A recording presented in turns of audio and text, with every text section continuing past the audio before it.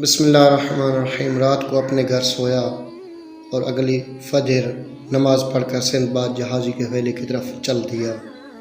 Sinbad جہازی نے اسے خوش آمدید کہا۔ تھوڑی دیر بعد مہمان بھی آ گئے۔ سب لوگوں نے جی بھر کر دعوت کھائی۔ پھر سندباد جہازی نے اپنے تیسرے سفر کا واقعہ سنانا شروع کر دیا۔ سندباد جہازی نے اپنے دوستوں کو مخاطب کرتے ہوئے کہا، دوستو، میں نے کل آپ کو بتایا تھا کہ بغداد پہنچ کر میں دوبارہ رنگ رنگیلیاں منانے لگا۔ مجھے یاد بھی نہ رہا کہ میں پچھلے سفر کے دوران میں کئی مرتبہ مرتے مرتے بچا تھا۔ دن رات گپے لڑانے اور دعوتیں اڑانے کے سوا مجھے کوئی کام نہ تھا۔ چند مہینے تو آرام سے گزر گئے۔ اس کے بعد میرا دل گھر بیٹھنے سے گھبرانے لگا۔ مجھے تو سیر سپاٹے کا چسکا لگ گیا تھا۔ آخر مجھ سے رہا نہ گیا۔ پچھلے خطروں کو بھول بھال کے میں نے سفر کی تیاری شروع کر دی۔ بازار سے عمدہ اور نادر مال خریدا اور سامان سے لدا پھندا دریائے دجلہ کے راستے بصرہ پہنچا۔ بندرگاہ میں ایک جہاز نظر آیا جس پر بہت سی دولت مند سوداگر اور دیندار مسافر سوار تھے۔ پتہ چلا کہ جہاز آج کل میں روانہ ہوا چاہتا ہے۔ میں سامان لدوا کر اس جہاز پر سوار ہو گیا۔ ہوا موافق تھی اور ہم خیر و عافیت سے سفر کرتے چلے گئے۔ کبھی اس جزیرے پر 2 دن ٹھہرنا، کبھی اس بندرگاہ پر 4 دن رکنا، گویا سیر کی سیر اور تجارت کی تجارت۔ اسی طرح چلتے چلاتے ایک دفعہ ہم سمندر میں کافی دور نکل گئے۔ جدھر نظر دوڑاتے نیلی نیلی لہروں کی ریل پیل اور نیلے آسماں کے سوا کچھ دکھائی نہ دیتا۔ ایک دن جہاز کا کپتان کھڑا آنکھوں پر ہتھیلی کا سایہ کیے سامنے افق کا جائزہ لے رہا تھا کہ یکایک اس نے زور سے چیخ ماری، پگڑی اتار پھینکی اور پاگلوں کی طرح اپنی داڑھی نوچنے اور کپڑے پھاڑنے لگا۔ ہم سب دوڑ کر اس کے گرد اکٹھے ہو گئے اور پوچھنے لگے کہ بندہ خدا، یہ بیٹھے بٹھائے تجھ پر کیا دورہ پڑا؟ خیریت تو ہے؟ کپتان نے آہ بھری اور کہا، جہاز والو، اب تمہیں خدا ہی بچائے تو بچائے، ورنہ یہاں سے جان سلامت لے جانے کی کوئی امید بظاہر نظر نہیں آتی۔ ہوا نے ہمیں صحیح راستے سے ہٹا کر ایسے علاقے میں پہنچا دیا ہے جہاں سے کبھی کوئی مسافر نہیں لوٹا۔ سامنے جو جزیرہ نظر آ رہا ہے اس کا نام جبل زغب ہے، جہاں بالشتیوں کی ایک قوم آباد ہے جو انسانوں سے زیادہ بندروں اور لنگوروں سے مشابہ ہے۔ سنا ہے یہ کسی مسافر کو زندہ نہیں چھوڑتے۔ افسوس، ہم تباہ ہو گئے۔ کپتان کی باتیں سن کر ہمارے چھکے چھوٹ گئے۔ سمجھ میں نہیں آتا تھا کہ کیا کریں اور کدھر جائیں۔ ہوا زبردستی ہمیں جزیرے کی طرف لیے جاتی تھی۔ جب ہمارا جہاز ساحل کے قریب پہنچا تو آنن فانن جنگل سے ہزاروں بندر نما چھوٹے قد کے جنگلی چیخیں مارتے نمودار ہوئے اور سمندر میں کود کر جہاز کی طرف تیر کر آنے لگے۔ ایسا لگتا تھا جیسے کوئی ٹڈی دل چلا آ رہا ہے۔ ذرا اسی دیر میں وہ جہاز پر چڑھ آئے اور تعداد میں اتنے تھے کہ ہماری ہمت نہ ہوئی کہ انہیں روکیں ٹوکیں۔ ڈر یہ تھا کہ اگر ہم نے انہیں کچھ کہا تو کہیں یہ غصے میں آ کر ہمیں مار نہ ڈالیں۔ اس وقت جہاز کا جو منظر تھا وہ بیان نہیں ہو سکتا۔ ہر طرف کالے کلوٹے زرد آنکھوں والے بالشتیے دانت نکالے چیخیں مارتے ہوئے دوڑے دوڑے پھر رہے تھے۔ ان کی بندروں جیسی شکلیں دیکھ کر اور کرخت بولی سن کر دل دہلا جا رہا تھا۔ دیکھتے ہی دیکھتے وہ مستولوں پر چڑھ گئے اور اپنے دانتوں سے چبا چبا کر بادبانوں کی رسیاں کاٹ ڈالی۔ اتنے میں جہاز خشکی کے پاس پہنچ چکا تھا۔ انہوں نے ہمیں اٹھا اٹھا کر ساحل پر پھینک دیا۔ تھوڑی دیر بعد دوسری سمت سے زور کی ہوا چلنے لگی۔ وہ جہاز دھکیلتے ہوئے دور تک لے گئے اور جب وہ ہوا کی زد میں آ گیا تو اس پر چڑھ بیٹھے۔ ہوا جہاز کو ہانک کر ایک طرف لے گئی اور رفتہ رفتہ وہ ہماری نظروں سے ہمیشہ کے لیے اوجھل ہو گیا۔ جہاز اور اپنے مال و اسباب چھن جانے کا افسوس تو بہت تھا، لیکن ہم نے سوچا کہ جان بچی یہ بھی کافی ہے۔ الحمدللہ، سچ یہ ہے کہ ان جنگلوں میں ہمیں جان سے مار دینا کیا بڑی بات تھی۔ ساحل سے اٹھ کر ہم نے جنگل کا رخ کیا۔ خوش قسمتی سے جزیرے پر جنگلی پھلوں اور میٹھے پانی کے چشموں کی کوئی کمی نہ تھی۔ پھل کھائے، پانی پیا تو ذرا جان میں جان آئی اور ہم جزیرے میں گھومنے پھرنے لگے۔ کچھ فاصلہ طے کرنے کے بعد ہمیں جنگل کے بیچوں بیچ ایک بہت بڑی عمارت نظر آئی۔ ہم یہ کہہ کر کہ چلو رات بسر کرنے کا سامان تو ہوا، اس کی طرف لپ کے قریب جا کر دیکھتے کیا ہے کہ ایک عالی شان محل کھڑا ہے اور اس کے چاروں طرف اونچی اونچی فصیلیں ہیں۔ اتفاق سے آبنوس کا بنا ہوا پھاٹک چوپٹ کھلا پڑا تھا۔ صحن کے ایک کونے میں ہڈیوں کا ڈھیر لگا ہوا تھا اور کئی اتنے بڑے چولہے تھے کہ ٹکڑیوں کی بجائے ان میں درختوں سے پورے پورے تنے لگائے جا سکتے تھے۔ چولہوں کے پاس اتنی بڑی بڑی دیگیں اور سیخیں پڑی تھیں کہ ان میں پورا ہاتھی پرویا جا سکتا تھا۔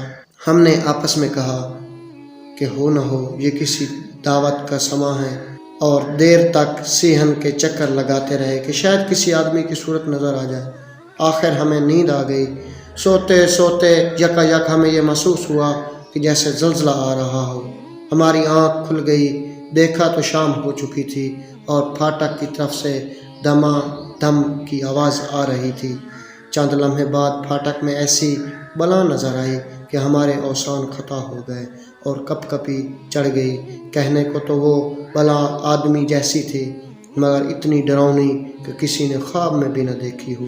تاڑ سا قد، کالا کوئلہ رنگت، لال انگار سی آنکھیں، باڑ سا منہ، لمبے لمبے دانت باہر نکلے ہوئے، ہونٹ اونٹ کے ہونٹوں کی طرح اور کان مشکوں کی طرح کمر پر لٹکے اور ناخن جیسے شیر کے پنجے۔ اس دیو کو دیکھ کر ہمارا دم ایسے خشک ہوا کہ اٹھ کر بھاگنے کا حوصلہ بھی نہ رہا۔ بیٹھے کہ بیٹھے رہ گئے۔ وہ لمبے لمبے ڈگ برتا ہوا چولہوں کے پاس جا بیٹھا اور تھوڑی دیر کے گورا گاری کے بعد وہ اچھل کھڑا ہوا اور دوڑ کر ہمارے پاس آیا۔ سب سے پہلے اس نے جھپٹا مار کر مجھے اٹھایا اور اس طرح الٹ پلٹ کر دیکھنے لگا جیسے کسائی بھیڑ کو دیکھتا ہے۔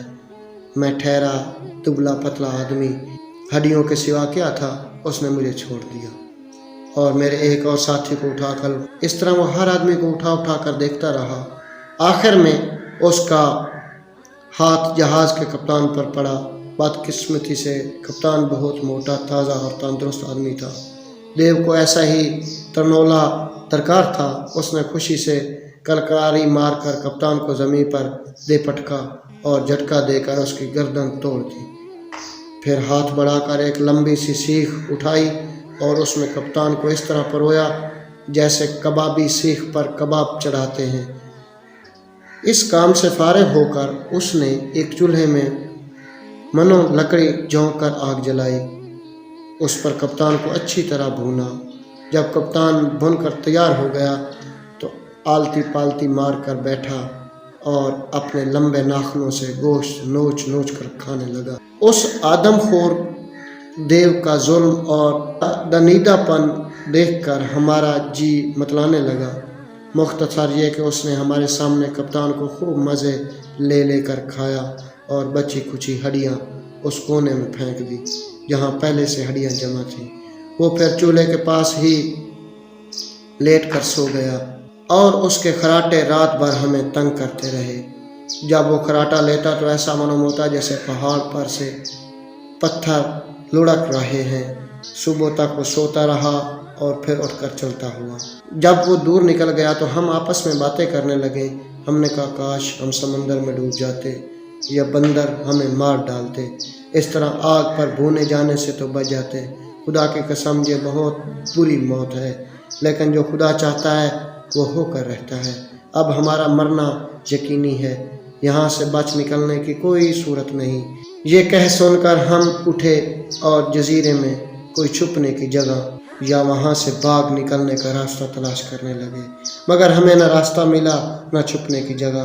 ناچار ہم اسی محل میں لوٹ آئے۔ تھوڑی دیر بعد وہ دیو پھر آیا اور ہمارے ایک ساتھی کو بھون کر کھا گیا۔ صبح ہوئی اور وہ جا چکا تو ہم سر جوڑ کر بیٹھے اور آپس میں مشورہ کرنے لگے۔ سب کی رائے تھی کہ اس طرح اپنی جان گنوانے سے کیا حاصل، اس دیو کو کسی طرح دھوکے سے مار ڈالنا چاہیے۔ میں نے کہا اگر اسے مارنا ہی ہے تو پہلے ایک کام کرو، لکڑیاں جوڑ کر ایک کشتی بنا لو تاکہ اس سے مارنے کے بعد اس جزیرے سے نکل جائیں۔ میرا کہا سب نے مان لیا۔ ہم نے جا کر ایک کشتی بنائی اور اس میں بہت سے پھل رکھ دیے تاکہ سفر میں کھانے کے کام آئے۔ شام کو دیو لوٹا اور پہلے کی طرح ہمارے ایک ساتھی کو کھا لیا۔ جب وہ سویا اور خراٹے لینے لگا تو ہم نے 2 سیخیں اٹھائیں اور آگ جلا کر انہیں اتنا گرم کیا کہ وہ انگاروں کی طرح لال ہو گئی۔ اس کے بعد ہم دیو کے پاس آئے اور پورے زور سے سیخیں اس کی آنکھوں میں بھون دیں۔ وہ بڑے زور سے چیخا اور اٹھ کر ہمیں ڈھونڈنے لگا۔ ہم ادھر ادھر دوڑتے پھرے اور اس کے ہاتھ نہ آئے۔ وہ اندھا ہو چکا تھا، اس لیے ہمیں پکڑنے میں ناکام رہا۔ اس کے باوجود خوف کے مارے ہماری بری حالت تھی۔ آخر وہ مایوس ہو کر بکتا جھکتا محل سے باہر چلا گیا۔ ہم بھی جھٹ پٹ کشتی کی طرف دوڑے، ابھی اسی پر سوار ہو ہی رہے تھے کہ وہ دیو اپنے سے بھی زیادہ لمبی تڑنگی اور ڈرونی دیونی کو ساتھ لیے آ پہنچا۔ دونوں کے ہاتھ میں بڑے بڑے پتھر تھے۔ ہم نے کشتی سمندر میں ڈال دی۔ انہوں نے پتھر پھینکنے شروع کیے۔ ان پتھروں سے ہمارے بہت سے ساتھی مارے گئے، صرف میں اور 2 آدمی زندہ بچ گئے۔ تو ناظرین، تیسرے سفر کی پہلی کشتی امید کرتے ہیں کہ آپ کو پسند آئے گی۔ اگر پسند آئے تو چینل کو سبسکرائب، ویڈیو کو لائک ضرور کر دیجیے گا اور جڑے رہیے گا ہمارے ساتھ۔ اگلے ایپیسوڈ تک اجازت دیجیے۔ اللہ حافظ۔